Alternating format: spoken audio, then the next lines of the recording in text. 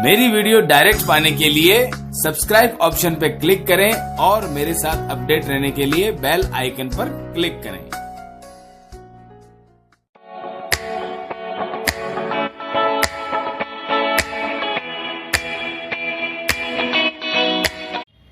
बहुत बहुत स्वागत है दोस्तों आप सबका मेरे इस चैनल में, जिसका नाम है दिलीप सोनी एस्ट्रोलॉजर। तो दोस्तों, सीखने की इस श्रृंखला में नई नई जानकारियां देने का जो उद्देश्य है उसे आप लोगों के सहयोग से पूरा करता जा रहा हूं और चाह रहा हूं कि कुछ ऐसी जानकारियां जो हमारे व्यवहारिक जीवन को भी प्रदर्शित करे, उसमें भी हमारे लिए कारगर हो, कोशिश करता हूं कि वो सब भी आपको दे सकूं। तो आज हम किस टॉपिक पे बात करने वाले हैं, आइए जानते हैं। सबसे पहले उसकी हेडिंग, गुप्त धन योग। दोस्तों, नाम से स्पष्ट है और आपने थंबनेल भी देखा होगा, इसका शायद आकर्षक है कि गुप्त धन आखिर किसे नहीं चाहिए। दोस्तों, ये गुप्त धन की क्या चीज है, क्यों अभिलाषा रहती है? क्योंकि आप जब कुंडली विवेचन के लिए बेचते हैं और जब आपसे कहा जाता है कि 2 सवालों में से आपका क्या सवाल है, तो कईयों का यही सवाल होता है कि बड़ा धन मिल जाए या कहीं से कोई लॉटरी टाइप लग जाए या एटसेट्रा, मतलब कैसे भी करके तुरंत जिस स्थिति में आज हैं उससे कई गुना आगे बढ़ जाएं। वाकई में इंसानी मन है, क्यों नहीं ये इच्छा होगी, सबकी इच्छा होती है कि ऐसा जिंदगी में परिवर्तन आए कि कहीं ना कहीं कुछ बस बड़ा मिल जाए और हम हमारे जो शौक या जो सपने आज तक देखे हैं वो पूरा हो जाए। बिल्कुल पूरे हो सकते हैं, लेकिन कुंडली अनुसार हम कुछ आज बात करने वाले हैं इस गुप्त धन के बारे में। तो क्या ये स्थिति पूरी होगी या क्या इस स्थिति के पूरे होने के योग हमारी कुंडली में है? अगर है तो कैसे है? वो सारी चीजें कैलकुलेशन करने के लिए कुछ डेटा या कुछ आंकड़े या कुछ चीजें मैं आपके सामने शो करता हूं। उन सब की हमको इस योग को देखने में जरूरत पड़ेगी। तो क्या है वो देखिए। तो देखिए, हमें सबसे पहले जरूरत पड़ने वाली है एक कुंडली की। अगर आपके पास आपकी कुंडली है तो वीडियो पॉज कीजिए और अपनी कुंडली जल्दी से ले आइए, ताकि आपको आज पता चल सके कि ये गुप्त धन योग बनता कैसे है। तो दोस्तों, ये गुप्त धन बनने के लिए जैसा मैंने बताया पहले नंबर पे ये, अब देखना कुछ और चीजें हैं। ये टेबल एक आपके सामने मैंने और बनाई है, किस प्रकार से ये होगा, जिसमें कुछ चीजें हैं। लग्न, 8वें भाव में राशि और किस भाव में ये उच्च होगा। उच्च राशियों के मतलब उच्च ग्रह जो है हमारे किन राशियों में उच्च होते हैं, जाके ग्रह किस राशि में उच्च होंगे, वो सारी कैलकुलेशन आपके सामने। हालांकि अभी मैंने शुरू नहीं किया है वीडियो, लेकिन ये आपको जरूरत होने वाली है कि ये इन कैलकुलेशन की आज जरूरत क्यों पड़ने वाली है, ये इनका क्या कैलकुलेशन है। तो ये सब अभी आपको समझ में आएगा। ये आप भली बात जानते हैं, सूर्य मेष में, चंद्र वृषभ में, मंगल मकर में, बुध कन्या में, गुरु कर्क में, शुक्र मीन में और शनि तुला में उच्च होते हैं। तो चलिए हम कुछ पॉइंट के माध्यम से समझते हैं कि इस कैलकुलेशन को कैसे फिल करना है और अपनी कुंडली में ये कैसे फिल होगी। अगर ऐसा बन रहा है तो वाकई में कहीं ना कहीं ये स्थिति हमको जीवन में नजर आएगी, जिसको कि गुप्त धन के नाम से जाना जाता है। तो आइए जानते हैं वो कौन सी स्थितियां हैं, वो कौन से नियम हैं जब गुप्त धन मिलने की संभावनाएं बन जाती है। तो उसके अंदर सबसे पहला नियम, तो कैसे बनेगा योग का सबसे पहला नियम है अष्टमेश उच्च हो जाए। दोस्तों, ये पहले ही नंबर से आपको इस कैलकुलेशन की यानी इस टेबल की जरूरत पड़ेगी और दूसरा डिग्री वाइज उसमें पावर हो। अब ये अष्टमेश कौन है, तो हम बात करते हैं, जरा 1 या 2 कॉलम में आपको भर के दिखाता हूं, उसके बाद आप स्वयं इसको जान पाएंगे कि किस प्रकार से ये आपके लिए काम करेगा। यदि पहले लगन की कुंडली हो, जैसा कि मैंने यहां लिखा है, अगर पहले नंबर की कुंडली है तो यहां 8वें नंबर की बात होगी। हमारी जो भी बात होगी आज सारी की सारी इस घर से रिलेटेड होगी। हम इसी घर की मुख्यतः बात करने वाले हैं, क्योंकि कुंडली में 8वां घर गुप्त धन को रिप्रेजेंट करता है। बहुत अच्छा घर है ये बिल्कुल नहीं कहा गया है, लेकिन गुप्त धन भी इसी में डाला गया है, इसी से रिप्रेजेंट होता है। तो इस बारे में हम पूरी चर्चा आज अभी करने वाले हैं कि आखिर यहीं पर क्यों सारी चीजें डाली है और यहीं पर क्यों लालयत होता है इंसान की कैसे न कैसे हमको गुप्त धन हमारे जीवन में मिल जाए। तो दोस्तों, अगर ये यहां पर है तो यहां 8वें नंबर की राशि आपकी होगी, 1 और 8। लग्न जिसका है उसी की राशि, यानी मंगल की ये राशि यहां पर और यहीं पर मंगल की राशि होने वाली है। और ये अष्टमेश उच्च हो जाए तो ये उच्च कहां पर होंगे, जब 8 यहां है तो 9 और 10। आप देखें मंगल 10वें नंबर की राशि में उच्च होते हैं, तो यहां पर ये उच्च हो गए। ये कैलकुलेशन आपको समझ में आ गई। यानी पहला लगन हो और मंगल यहां विराजमान हो 10वें घर में, तो ये 10वां घर का निश्चित हो जाता है कि बंदे को गुप्त धन मिलेगा। डिग्री वाइज अगर पावर है तो बहुत अच्छी बात है। दूसरे नंबर की बात करते हैं। दूसरे नंबर का जो लगन है वो हमारे शुक्र का, और अगर यहां बात करूं तो 2 यहां आएगा, सामने 8 आएगा और यहां पर 9 आएगा। तो आप इस तरह से कैलकुलेशन कर सकते हैं। 9 और इनकी जो उच्च राशि है वो आप देख सकते हैं 12वें नंबर की जो राशि है, क्योंकि यहां 9वें नंबर के राशि में आ रहे हैं गुरु, और गुरु जो है इस कुंडली अनुसार जब हमने यहां 2 लिखा है तो 2, 3, 4 यानी कि ये तीसरे भाव में उच्च हो जाएंगे। एक उदाहरण और देख लेते हैं। अगर 3 लिखा हो यहां पे और यहां 3 के सामने 9 और 9 के बाद यहां होगा 10, तो आप देख सकते हैं 3, 4, 5, 6, 7, यहां 7 नंबर लिखा होगा और ये 7 नंबर का मतलब हो गया शनि यहां पर, क्योंकि यहां 11 नंबर के मालिक 10 नंबर के मालिक 11 शनि होंगे और शनि 7वीं राशि में उच्च होते हैं, तो ये 7वीं राशि यहां पर होगी। तो आप देख सकते हैं अगर यहां पर तीसरा नंबर का लगन हुआ तो यहां 10वें नंबर की राशि होगी और ये 5वें घर के अंदर जाकर के उच्च होंगे। ये कैलकुलेशन आप देखते जाइए, अपनी अपनी कुंडली में आपको समझ आ जाएगा। मैं सारा टेबल भर देता हूं ताकि आपको समझ में आए यदि आपके साथ ये स्थिति है तो कहां पर ये ग्रह होने चाहिए। तो दोस्तों ये कैलकुलेशन आपके सामने है, किस प्रकार से है आप कुंडली अनुसार एप्लीकेबल कर सकते हैं। कुछ जगह पे मैंने वी लिखा है, वी का मतलब विपरीत राजयोग, और एक जगह स्टार है, तो ये थोड़ी स्थिति यहां पर फुलफिल कम होती है। बाकी सब कुछ इसके अंदर आपको सेट होता चला जाएगा। क्यों? क्योंकि उन सबके पीछे रीजंस हैं। अगर ये गुप्त धन योग बना है तो विपरीत राजयोग भी साथ में बनता नजर आता है, तो वो कहीं ना कहीं अपने आप में बहुत बेस्ट है। विपरीत परिस्थितियों में आपका वो ग्रह आपको सदैव फायदेमंद, सदैव अच्छी स्थितियों में लाने के लिए बाध्य हो जाएगा। यही इन सब का मतलब है। यानी योग जो है वो कोई नाम का अंतर आप मान सकते हैं, लेकिन बेसिक जो योग है कहीं ना कहीं उत्पत्ति उन्हीं में से उनकी होती है।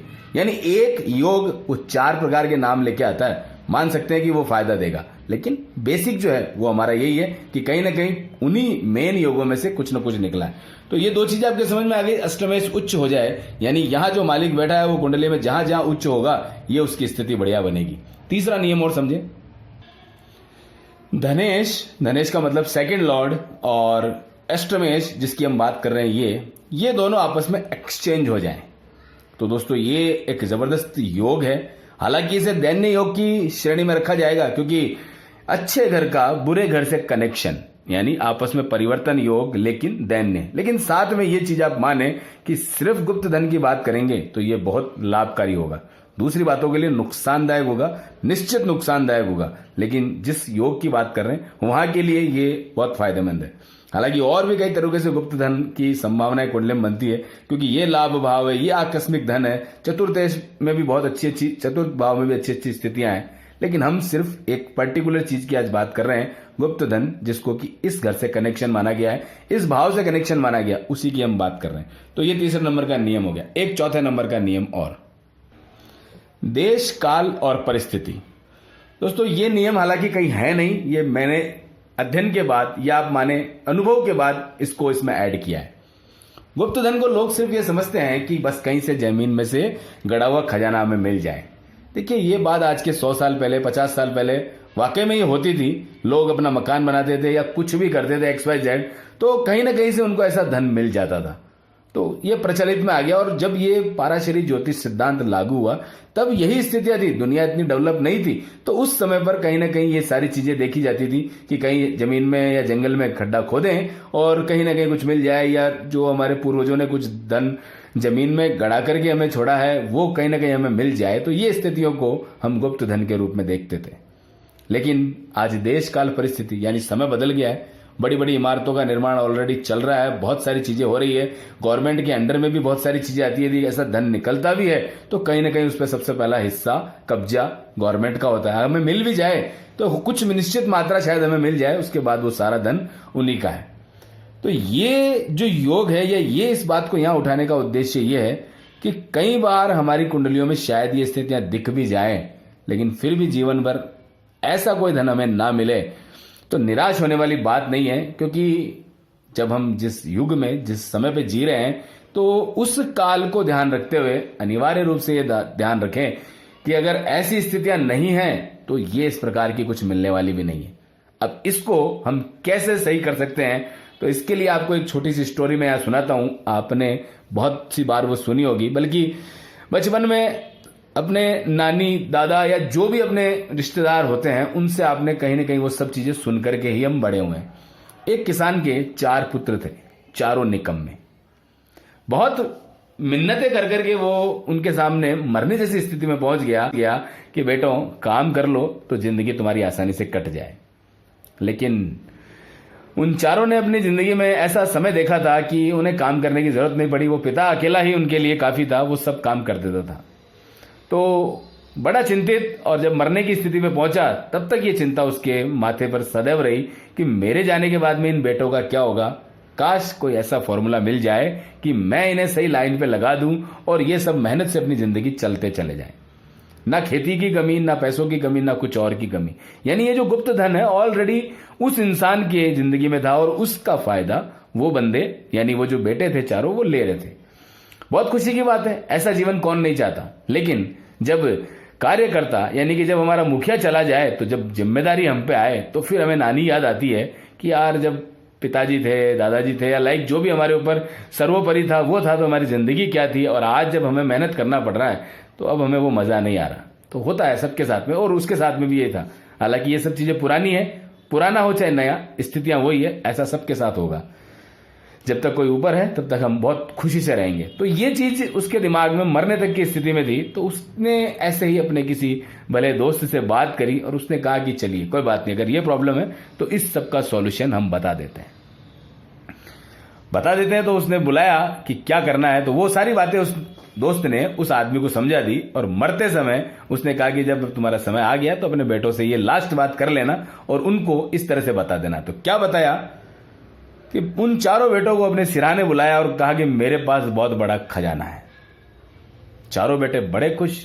वैसे ही वो अय्याशी करते थे या जो भी अपना जिंदगी व्यतीत करते थे उसमें बड़ा मजा था। और उनके जब सुना कि पापा के पास में, पिताजी के पास में गुप्त धन है, तो फिर क्यों ना मैं भी, हम सब इस धन का लाभ उठाएं। जल्दी से उन्होंने पूछा कि जल्दी बताओ पिताजी क्या है। तो उन्होंने कहा कि ये जो हमारा इतना एकड़ या इतना बीघा खेत है, इसके अंदर कम से कम 4 जगह मैंने तुम चारों के लिए अलग अलग सोने के कलश रखे हुए हैं, जिसके अंदर खूब सारी स्वर्ण मुद्राएं, हीरे, मोती और ये सारी चीजें इसमें बंद करके रखी गई है। अब तुम बस उसको निकाल लो एक बार तो तुम्हारा फायदा हो जाए, तुम सब लोग अपना अपना धन लेके चले जाओ। सब ने ये सुनना हुआ और अपनी अपनी कुल्हाड़ी, पावड़ा, जो भी उनको लेना होता था वो सब लेके खेत में लग गए। और इधर पिताजी ने दम तोड़ दिया। उन्हें ये भी होश नहीं रहा कि मेरे पिताजी जो हैं, या लाइक ये कहानी कुछ ऐसे भी हो सकती है कि पिताजी ने दम नहीं तोड़ा, पिताजी जिंदा रहे, लेकिन उन्होंने बीमार होने का या तो नाटक किया या बच्चों को सबक सिखाने के लिए ये सब कुछ किया। खैर जो भी है एटसेट्रा, अपन कहानी की तरफ नहीं जाएंगे, कहानी में क्या उद्देश्य छुपा है उसके ऊपर जाएंगे। तो उन्होंने खोदना शुरू किया। खोदते खोदते सुबह से शाम हो गई, शाम से अगली सुबह फिर प्रयास किया। तो ऐसे करते करते 10-15 दिन लग गए और पूरा खेत चारों भाइयों ने खोद डाला, जबकि वो खेत अभी तक बंजर पड़ा था, उसमें कुछ हो नहीं रहा था। या खेती हो रही थी लेकिन अब कौन संभाले, पिताजी नहीं थे, पिताजी बीमार हो गए तो कौन संभाले। तो इस स्थिति में अब वो दोस्त जिसने सलाह दी थी वो आए और कहने लगे कि भैया ये क्या किया तुम लोगों ने इस खेत में। कि पिताजी ने कहा था यहाँ खजाना है, मिलेगा हमें, लेकिन हमें तो यहाँ कुछ नहीं मिला। पिताजी बेवकूफ बनाकर चले गए या फिर हमें उन्होंने बेवकूफ बना दिया। तो उन्होंने कहा बेटा बेवकूफ नहीं बनाया, जब आपने इतनी मेहनत कर ही ली है तो लगे हाथ इसके अंदर ये बीज पकड़ो और लगा दो, बो दो। ठीक है, उन्होंने कहा चलो इतना भी करके जब इतना किया है तो इतना तो कर लेते, क्योंकि जब आदमी इतना कदम चल लेता तो थोड़ा सा और चलने में क्या दिक्कत है। तो उन्होंने यही किया। जैसे ही उन्होंने बीज डाले, पानी दिया, कुछ समय बाद में अंकुर फूटे। अंकुर फूटने के बाद में खेत लहलहाए और कुछ दिनों बाद में लाइक अगर गेहूं की फसल ही माने तो पीली हो गई पक करके। और जब उन्होंने उसे दूर से निहारा, उन्हीं दोस्त ने उन्हें वापस बताया कि बेटा ये है तुम्हारा गड़ा हुआ खजाना, पीला सोना, जिसे कि आज हम खेती के रूप में समझ रहे हैं। इसे जब काट के बेचोगे तो वो गड़ा खजाना तुम्हें तुम्हारे जेब में मिलेगा। तो दोस्तों उनको वो बात समझ में आ गई कि वाकई में बगैर किसी मेहनत के या बगैर किसी परिश्रम के अगर धन मिलता है तो वो किसी काम का नहीं। ये है वास्तविक गुप्त धन। अभी मैं इसके बारे में और चर्चा करने वाला हूं आपके सामने, आप देखिए। तो ये कहानी सुनाने का उद्देश्य आपको ये था कि आप समझ सकें कि ये देश काल परिस्थितियों पर निर्भर करता है जमाना पुराना और अभी में अंतर है, इसलिए ऐसे गुप्त धन की अगर हम तलाश कर रहे हैं तो बहुत अच्छी बात है। अगर कुंडलियों में स्थितियां हैं तो निश्चित फायदा मिलेगा, लेकिन अगर हम सोचे कि जमीन से ही कुछ ऐसा निकल जाए तो शायद हमें निराश होना पड़ सकता है, क्योंकि अब वो परिस्थितियां नहीं रही। तो दोस्तों ये बात हुई मेरी पूरी यहां पर गुप्त धन योग मिलने की स्थितियों पे। अब जरा बात करते हैं इसके कुछ फायदे नुकसान के बारे में। तो फायदे में आप देखेंगे जब ये मिलता है तो मुझे बताने की जरूरत नहीं है, गुप्त धन का नाम ही अपने आप में सोना चांदी हीरे मोती धन दौलत सब कुछ आ गया तो लाइफ स्टाइल में जबरदस्त चेंज देखने को मिलता है, लग्जरियस लाइफ स्टाइल हो जाती है। दूसरा, समाज में रुतबा इतना बढ़ जाता है, रिश्तेदारों में इतना ज्यादा हमें गर्व फील होता है कि शायद हम फूले नहीं समाते। और इसके बाद जो मैं बात करूंगा वो सब इन्हीं के कुछ प्रभावों की बात करूंगा, जिसको आप समझ सकते हैं कि धन तो मिल गया, लेकिन क्या सावधानियां या क्या हमें देखने की जरूरत है जो इस टॉपिक में बताई जा रही है। तो देखते हैं, ये सारी जिंदगी में जब हमें फर्स्ट क्लास लग्जरी लाइफ मिल गई है, बहुत कुछ हो गया है, तो फिर हमारे साथ में कहीं ना कहीं परेशानियां क्या क्या आती है, यानी कि नुकसान क्या क्या होते हैं। तो दोस्तों नुकसान क्या है तो आप समझेंगे, नुकसान में जब भी ये इतना पैसा हमको मिलता है या अचानक धन जब मिलता है तो इंसान की जो व्यवस्था है जीवन की वो गड़बड़ा जाती है। क्यों? क्योंकि अब मान के चलिए कोई 50,000 पहले कमा रहा था, तो 50,000 तो हालांकि काफी अच्छी रकम होती है, 20-25 हजार कोई कमा रहा था, अब उसे एकदम से लाखों करोड़ों की दौलत मिल जाए तो आप सोच सकते हैं कि क्या नहीं उसके पास है। उसकी कैलकुलेशन करके सबसे पहले हम वही सारी चीजें लेकर के आते हैं और उसी चक्कर में पैसा जल्दी जल्दी खत्म होने लगता है।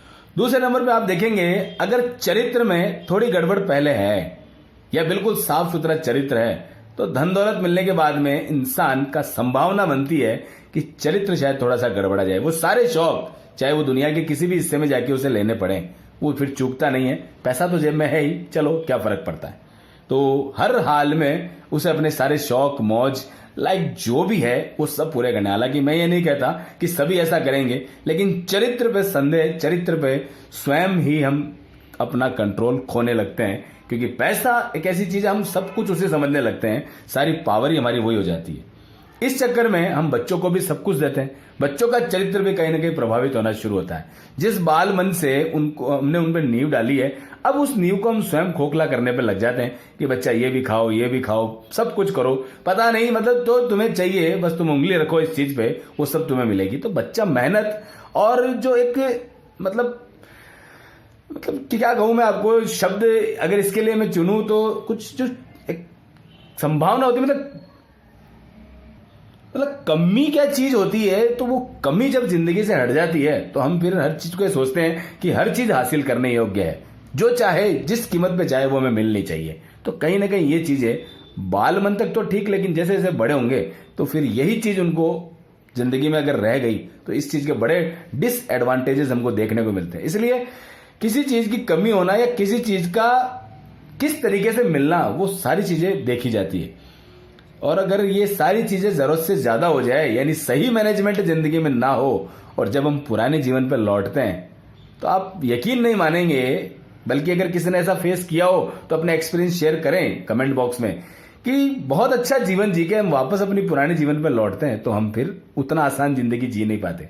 एग्जाम्पल है, हमारी हैसियत अगर ट्रेन में या बस में घूमने की हो और हमें कैसे भी करके गुप्त धन योग मान लीजिए एक्टिविटी हो जाए और बिल्कुल लग्जरी गाड़ी 20-25 लाख की में घूमने की आदत पड़ जाए और कैसे करके वापस से हमें बस ट्रेन में जाना पड़े, तो आप सोचिए जिस बस ट्रेन में हम पहले मजे से घूम रहे थे, हर हाल में खुश होकर के जा रहे थे, वो ट्रेन अब हमें हमारा स्टेटस सिंबल डाउन दिखती है या हमें ऐसा लगता है कि बस ये शायद हमारे लिए सबसे बुरा सफर है।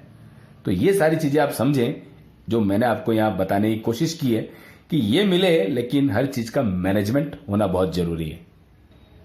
क्योंकि मेरा इस वीडियो को बनाने का सबसे पहला उद्देश्य ये है कि गुप्त धन जिसके पीछे हम भाग रहे हैं, पता नहीं मिलेगा नहीं मिलेगा, लेकिन गलती से यदि मिल जाए तो हम संभाल पाएंगे कि नहीं संभाल पाएंगे। ईश्वर ने हमें इसके लिए तैयार भी किया है कि नहीं किया है, क्योंकि ईश्वर जब तक हमें वो चीज नहीं देता जब तक हम उसके लिए तैयार ना हो जाए। 15-16 साल में अगर किसी की शादी हो जाए, निश्चित मान के चलिए आज के जमाने में वो या तो टूटेगी या फिर उस संबंध के अंदर कुछ मजे वाली बात नहीं रह जाएगी, क्योंकि वो बच्चा भी संभालने लायक नहीं है पत्नी को।